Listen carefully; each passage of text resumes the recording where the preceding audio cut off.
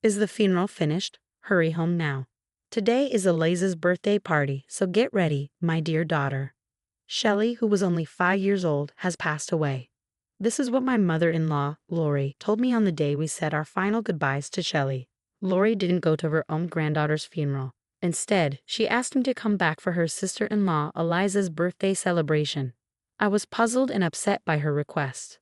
My sadness turned into anger, and I decided to make a phone call. To someone. My name is Rel, and I'm a 33-year-old homemaker. I have a 5-year-old daughter, my husband Milo, who is 2 years older than me, and I met through a mutual friend. We got married 6 years ago, and soon after, we were blessed with our daughter Shelley. She's only 5 years old now, at her most adorable age. It's heartbreaking that her fate was so harsh. 2 years ago, Shelley started to become weak. When she was 3, she began to have fevers and chills frequently. Her neck also started swelling. We thought it might be mumps, so we took her to the hospital. There, the doctor said, "You need to get tests done at a bigger hospital right away." That's what the doctor told me. After lots of tests at the big hospital and waiting nervously, the doctors finally told us what was wrong. Shelley had malignant lymphoma, a type of cancer kids can get. When I heard this, it felt like my world went dark. I begged the doctor, "This has to be a mistake, right? Please tell me it's not true." Even though the doctor and nurses were there, I couldn't help but cry. Shelley needed to be hospitalized right away, so we rushed home to gather things we needed, but I couldn't stop crying. My husband, Milo, was also crying, but he tried to be strong for us. "We have to be brave. Shelley will get better," he said firmly, trying to encourage me. The doctors explained the illness and the treatments Shelley would need, and I had to sign papers giving permission for things like blood transfusions and surgery. The treatments were tough. Shelley had to get medicine through an IV, have blood taken, get blood transfusions, and have chemotherapy. I quit my part-time job so I could be with Shelley at the hospital all the time. Sometimes Milo would take time off work to come and see us, and he'd tell me, "You need to take a break sometimes, Michelle, or you'll get sick too." When Milo was visiting, I'd take care of things at home or try to get some rest to keep my strength up. In the first few days at the hospital, Shelley cried a lot, but as she got used to being there, she cried less and less. The nurses would compliment her, saying things like, "Shelley was so brave today. She didn't cry at all when she got her shot." Even though Shelley's hair fell out and she felt weak because of the medicine she had to take, she never complained. She always had a smile on her face. One day when Milo and I went to visit her, Shelley showed us a drawing she did of us in her notebook. "Mom, look," she said proudly. "Shelley, it's really good," I told her, feeling proud too. Shelley was always chatty, even when she was lying in her hospital bed. Her talking made us feel stronger. When her white blood cell count was low, she had to stay in a special clean room. But after about a month, when her blood count got better, she was allowed to come home for a little while. "Mom, I want to go to preschool," she said excitedly. So we took her back to school for the first time in a long time. Seeing Shelley playing happily with her friends made us so happy. When we got home, my mom came to visit. "Shelley, you're doing so well," she said, holding Shelley close. Seeing Shelley being so lively and playful in my mom's arms made it hard to believe she was sick. "Mom, it smells like home," Shelley said as she sniffed the towels and blankets that had been drying at home for a few days. She seemed full of energy. But then she suddenly said, "Mom, my head hurts." She looked a bit lost and complained. "Let me check. Oh, you have a little fever. Stay here. I'll make you some soup." I tucked Shelley into bed and quickly finished up my chores, then started making soup. Just as I was about to start cooking, the doorbell rang. When I looked at the monitor, I saw Lori. I immediately wished I hadn't answered the door. "Lori, what brings you here?" I wanted to ask, "Do you need a reason to visit your son's house?" But I stayed quiet. Normally, I'd be happy to welcome a kind mother-in-law, but Lori, Milo's mom, was the last person I wanted to see. If I asked her, she'd probably say her hobby is harassing her daughter-in-law, I thought to myself. Since Milo and I got married, Lori had been constantly giving me a hard time, making fun of me for not having a higher education, or for being tall instead of cute. It was like she had a knack for saying hurtful things. When Milo's dad was alive, he would sometimes step in and tell her off, which made things a little easier to handle. But after he passed away from an illness during our second year of marriage, Lori's behavior got even worse. With no one to keep her in check, She'd do things like not ordering my favorite food or turning off the hot water while I was in the shower. Just little, mean things like that. Milo has an older sister, Eliza, who's a successful career woman. Her husband, my brother-in-law, is a prosecutor, and Lori is really proud of Eliza. She's always comparing me to Eliza and making snide comments. Eliza has a son named Jace, who's in second grade. When we visited for Christmas, it was obvious how differently Lori treated Jace compared to Shelley. Even though Shelley is her granddaughter, it seems like Lori doesn't find her adorable because she doesn't like me, her daughter-in-law. While I was busy making soup, Lori came barging in from next door. Ah, Shelley has a fever, I thought. If you don't have any business here, just leave. But then she said, such a weak child. I wonder where she gets it from. Certainly not our side of the family. Your dad had cancer, didn't he? Yes, Lori, I've told you many times, this illness isn't passed down through families. Yes, my dad died from cancer when I was in high school. But malignant lymphoma isn't usually inherited, except in some cases related to certain viruses. How many times do I have to explain this? Is she forgetting things? In the end, Lori just took a quick look at Shelley, said something mean, and left. I wonder if she has dementia. In the end, I glanced at Shelley's face, made a few sarcastic remarks, and left. I wondered what her purpose was. Was she just bored?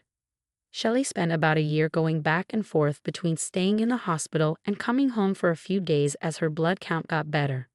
After about a year and a half in the hospital, she finished her treatment and we were finally able to bring her home.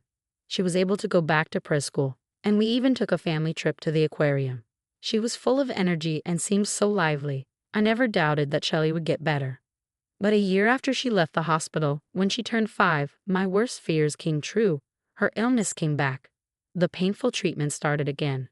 She had injections in her spine, radiation therapy, she got pneumonia, and had high fevers. I did everything I could to help her. I massaged her swollen face and legs, and I even had a bone marrow transplant for her, hoping it would make her better. But unfortunately, it didn't work, and her condition got worse. Then the doctor told us the harsh truth. There's nothing more we can do. It meant that more treatment would only make Shelley suffer more. The doctor said she didn't have much time left, so we decided to bring Shelley home and make the most of the time we had left together. We did everything Shelley wanted to do. She even got to join in on the activities at preschool and play with her friends. Her smile brought joy to everyone around her. Mom visited a lot. I promised myself that I wouldn't cry in front of Shelley, but sometimes I couldn't help it, and tears would fall. Mom, what's wrong? Do you have a headache? Even though she was in pain, Shelley was still so caring, always worrying about me. I prayed so hard for our happy moments to never end, for a miracle to save Shelley, but my prayers went unanswered. Even though she looked healthy, her blood test results kept getting worse. Her condition was getting worse too, and eventually she couldn't even walk, but we were certain that she would make it to her 6th birthday. However, things took a turn for the worse very quickly. Shelley started having trouble breathing. You should be prepared, the doctor told us. I had promised myself I wouldn't cry, but I couldn't hold it back. In a daze, I told Shelley, I love you, and she weakly replied, I love you too. Despite how hard it was for her to speak, she managed to say those last words. Around 4 a.m., she got really critical. The doctor tried everything to save her, but Shelley passed away. We held her in our arms like we promised, wanting her to feel loved as she went to sleep for the last time. We begged her to stay with us, but she couldn't. I didn't have time to grieve because I was immediately swept up in arranging her funeral. It felt like if I stopped moving, I would lose my mind. When we got to the funeral home, Lori said, You're not coming to my words. I replied, Right now, taking care of the living is more important than anything else. Eliza is coming back from overseas, and today is her birthday. We need to pick up the cake. I was feeling really confused and upset with all the things you were saying. I said, trying hard to not let my anger burst out. At least bring a gift later. You better show up, or I won't forgive you. As if you're the one who gets to forgive, I blocked Lori's number and called someone else instead. Many people came to the funeral, including doctors from the hospital, friends from preschool, and my own friends. Everyone was crying for Shelley, which was really touching. We put her favorite sunflowers in her coffin, and her friends put letters inside too. Milo did a good job representing our grieving family. After a while, Milo and I went to his parents' house. Milo, Rel, please help, Lori begged as we walked in. We ignored her and went to the living room. Eliza's family and some relatives were there, and they all seemed angry at Lori. Eliza was the first to talk to us. I'm really sorry, Rel. We didn't know today was Shell's funeral. After I hung up on Lori, I called my sister-in-law Eliza. Despite Lori often comparing us, Eliza and I had a close bond, like real sisters. Since I was an only child, I cherished Eliza like family. Her son, Jace, used to play with Shelly a lot. Even when Shelly got sick, Eliza visited us often to show her support. This year, Eliza had to go abroad for work, and when she returned, it happened to be on her birthday, which overlapped with Shelly's funeral. We were busy dealing with everything and had asked Lori to inform her side of the family. But Lori, in her foolishness, told them about a birthday party for Eliza instead of Shelly's funeral. Eliza, who I had personally informed, was shocked to find out that Lori hadn't attended the funeral. When Eliza contacted me again after returning home, the funeral was already over, but they were waiting for us to return.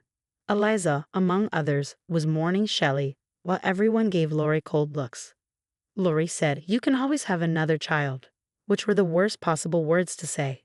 Then, with a furious look, Eliza threw the cake prepared for her right at Lori's face. "Clean up that twisted personality of yours." She dragged Lori to the shower room and drenched her in her clothes completely. When asked why Lori had called, Lori weakly replied, "Lori was nagging me to hurry back for Eliza's birthday party preparations." The relatives were shocked and disgusted. After coming out of the shower room, Lori, completely soaked, was looked down upon by everyone. "No, but it's Eliza's birthday party. She's returning after so long.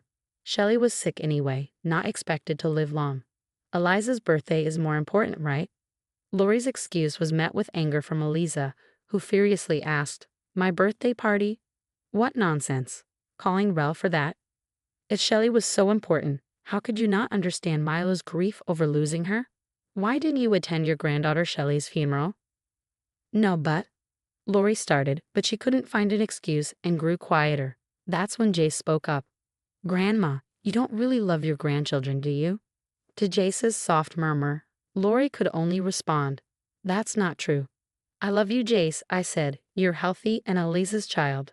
"What's that supposed to mean? So Shelly, my child, wasn't loved because she was ill, and your daughter-in-law's daughter." Milo, who had been holding back his anger, couldn't stay silent any longer. "No, but Shelly was Michelle's child, so I kept my distance. She was always sick and in bed. Not fun at all." "So Jace, Eliza's healthy child is loved, but my daughter Shelly is not because she was frail. You're insane for prioritizing Shell's birthday over attending her funeral. Have you lost your mind?" These words came from Lori's brother, my uncle-in-law, and his wife, my aunt-in-law. "She's always been crazy. She harassed us when we got married, even tore my daughter's dress for her piano recital," added no one at the scene stood by Lori, who had become utterly diminished. "We're leaving now, Milo, Michelle. We'll talk again another time." We hugged my uncle and aunt tightly. "We're leaving too. Mom, we're done with you," said Milo firmly. "Wait, Milo, I always felt scolded by you, always praising the successful CIS. Did you ignore Shelly because of that?" "It's not like that, Milo, you know. You didn't study like Eliza, didn't listen. So you only care about those who follow your rules, right?" said Milo, looking sad, as I gave Lori something beside him. It was a drawing of Lori made by Shelly. In the picture, Lori was smiling. "Even though you didn't show much love to Shelly, she looked up to you. I resented you and never saw you smile. But maybe Shelly saw the side of you that smiled like this." Shelly was a gentle and kind child. Even when she was sick, she worried about me. Maybe she saw kindness in you through her eyes. Lori cried for the first time, holding onto the drawing tightly. But it was too late now. "We're leaving too. I won't see Mom again," said Eliza. "Please don't go," Lori pleaded. But we all left without listening. Later, my uncle-in-law's family came to see us. They said sorry for Lori's actions. After praying for Shelly and talking lightly about Lori, they left. Lori seemed sorry as she held Shelly's drawing, but what she did couldn't be fixed. As my aunt-in-law said, Lori has always been difficult. It's unlikely she'll change now. After this incident, other relatives also decided to stop talking to Lori. Despite feeling sorry for her, Her strange behavior over the years made it easier for everyone to stay away. She might end up alone, regretting her actions, but that's something she'll have to live with. After Shelley's funeral, the busy days went by and all the arrangements were done. It took some time, but I finally felt the full weight of losing Shelley. I was so overwhelmed with grief that I couldn't see clearly, which worried Milo a lot. My mom had to come stay with us for a while to help out. I felt like I was losing my mind. I just wanted to be with Shelley, drowning in despair. I couldn't stop wondering if I could have saved her by taking her to the hospital sooner or paying more attention to her health. But I couldn't give up on my own life. Shelley fought so hard until the end, even when she was barely conscious.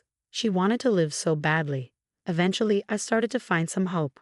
I joined a support group for parents who lost children to the same illness. It helped to talk and cry with others who understood my pain. Reconnecting with Eliza and spending time with her also brought some comfort. Milo and I decided to adopt a puppy. The playful puppy brings joy to everyone it meets, wagging its tail happily. It feels like a small piece of Shelley has come back to us. Are you up in heaven drawing, chatting, and smiling? One day, I'll be with you there. We'll see each other again, so please wait for me. But if by some miracle I get to see your smile again here on Earth, that would mean everything to me. As Shelley's mom, I promise to live a life that honors her memory.